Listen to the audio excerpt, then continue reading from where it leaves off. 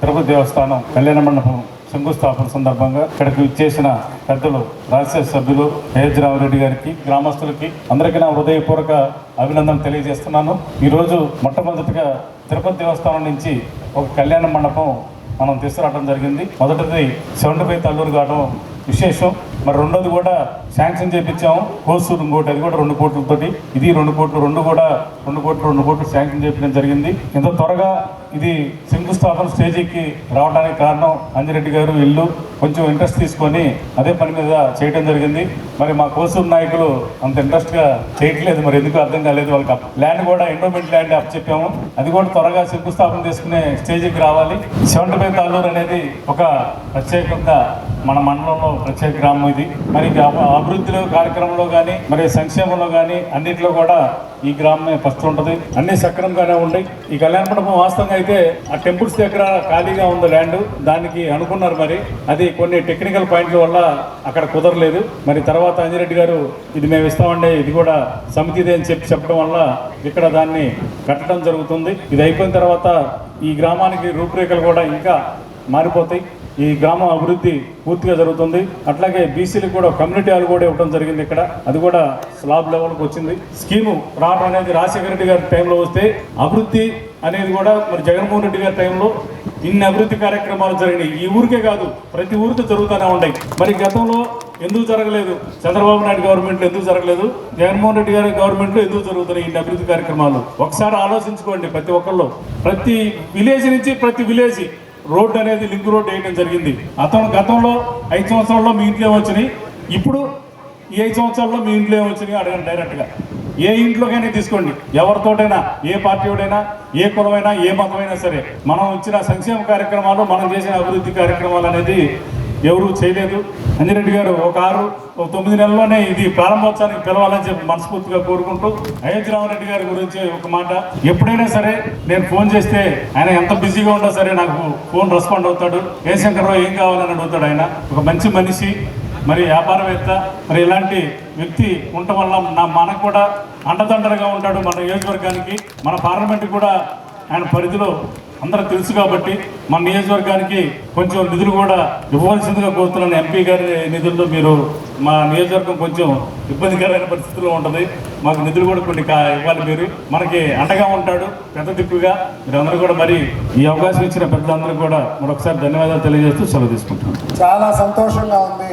ఈరోజు మన 75 తాళ్ళూరు గ్రామంలో తిరుమల తిరుపతి దేవస్థానం వారి సహకారంతో గ్రామ ప్రజలు మీరంతా కలిసి కళ్యాణ మండపం కట్టుకోబోతా ఉన్నారు. దానికి శంకుస్థాపన కార్యక్రమానికి నన్ను, అలాగే పెద్దలు మిత్రులు, మన పెదకూరపాడు ఎమ్మెల్యే గారు నంబూరు శంకర్రావు గారు, ఈ యొక్క కళ్యాణ మండపం బిల్డ్ చేసుకోవడానికి సపోర్ట్ ఇచ్చినటువంటి డోనర్స్, అలాగే ఇక్కడ ఉన్నటువంటి పెద్దలందరికీ కూడాను, మన గ్రామ ప్రజలందరికీ కూడా నమస్కారాలు తెలియజేసుకుంటూ, చాలా చక్కటి కార్యక్రమంలో నన్ను, శంకర్రావు గారు, మీ అందరూ కలిసి అందరం కలిసి భాగస్వాములు అవటం, మన పెదకూరపాడు నియోజకవర్గమే ఒక మోడల్ నియోజకవర్గంగా అందరూ కూడాను ఎక్కడ కక్షలు, కార్పణ్యాలు, కొట్టుకోవడాలు ఉండవు. అంతా కూడా ఎవరికి వాళ్ళు కష్టపడి పొలం పని చేసుకుంటారు, పిల్లల్ని బాగా చదివించుకుంటారు, మంచి ఉద్యోగాలు, వ్యవసాయాలు, వ్యాపారాలు చేసుకుంటూ మన పెదకూరపాడు నియోజకవర్గం ఆంధ్ర రాష్ట్రంలోనే ఒక పద్ధతిగా గొప్పగా వచ్చే విధంగా ఉన్నటువంటి ఈ నియోజకవర్గంలో ఈ మన తాళ్ళూరు గ్రామం, ఈ గ్రామం కూడా అన్ని విధాల ఒక మోడల్ గ్రామంగా ఉండేటట్టు మీరు అన్ని చక్కగా చేసుకుంటున్నారు. అందరూ కూడా ఏ కార్యక్రమం, నేను ఇప్పటి నుంచే కాదు, నేను చిన్నప్పటి నుంచి కూడా, నేను దాదాపు 60 సంవత్సరాల నుంచి నాకు ఈ గ్రామంతో పరిచయం. మా మేనమామ ఇక్కడ గవర్నమెంట్ ఉద్యోగం చేశాడు. సో చేసినప్పటి నుంచి నాకు తెలిసి ఇక్కడ ఈ గ్రామంలో ఎంత చక్కగా వాళ్ళందరూ పద్ధతిగా ఒక కుటుంబం లాగా ఉంటారు. చేసే పని ఏది కూడా వాళ్ళ సొంత పనుల కంటే కూడాను గ్రామముకి, ప్రజలకి, అలాగే ప్రాంతానికి మంచిగా ఉండాలి అనేటటువంటి ఆలోచనతోటి ఉండేటటువంటి గ్రామం ఈ గ్రామం. సో ఈ గ్రామంలో అన్ని బాగా చక్కగా చేసుకుంటున్నారు. మంచి స్కూళ్ళు కట్టించుకున్నారు, అలాగే మంచి గవర్నమెంట్ ఆసుపత్రులు, రోడ్లు కానీ, డ్రైన్లు కానీ, కరెంటు కానీ, నీళ్లు కానీ చక్కగా చేసుకోవటమే కాకుండా ఇప్పుడు సోషల్ ప్రోగ్రామ్స్లో కూడాను మంచి కళ్యాణ మండపం కట్టుకోవటం, అలాగే సమితికి ఆ రోజుల్లో పెద్దలు ఇంత స్థలాన్ని ఇచ్చారు అని అంటే, సో కాబట్టి అంత మంచి ఫౌండేషన్ వేసినటువంటి ఈ విలేజ్ని మీరు ఇంకా గొప్పగా మీ పిల్లలందరినీ ఇంకా ముందుకు తీసుకెళ్లే విధంగా చేసేదానికి ఇక్కడ మీ ఎమ్మెల్యే గారు నంబూరు శంకర్రావు గారు, ఆయన కూడా ప్రతి విషయంలో కష్టపడి ఆయన నియోజకవర్గాన్ని ఇంకా నెక్స్ట్ లెవెల్కి చక్కగా తీసుకెళ్లే విధంగా ప్రతి విధంగా చేసి పెడతా ఉన్నాడు. ఆయనకి సపోర్ట్గా మన సీఎం గారు జగన్మోహన్ రెడ్డి గారు కూడాను ఏ ప్రోగ్రాం చూసినా కానీ మంచిగా అన్ని కూడాను భవిష్యత్ తరాలకు బాగుండాలి. అనిల్ కుమార్ యాదవ్ గారిని ఇక్కడ ఎంపీగా తీసుకొస్తున్నాడు. సో మీరు గుర్తుపెట్టుకోండి, ఆయన్ని బీసీ నుంచి ఒక ఎంపీగా ఫస్ట్ టైం తీసుకొస్తున్నాడు.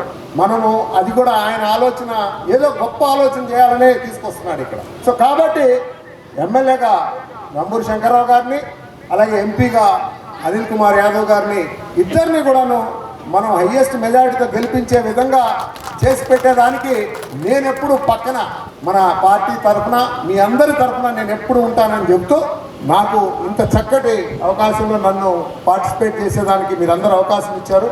మీ అందరికీ ధన్యవాదాలు తెలియజేసుకుంటూ సంతోషం అండ్ కృతజ్ఞతలు. నమస్కారం.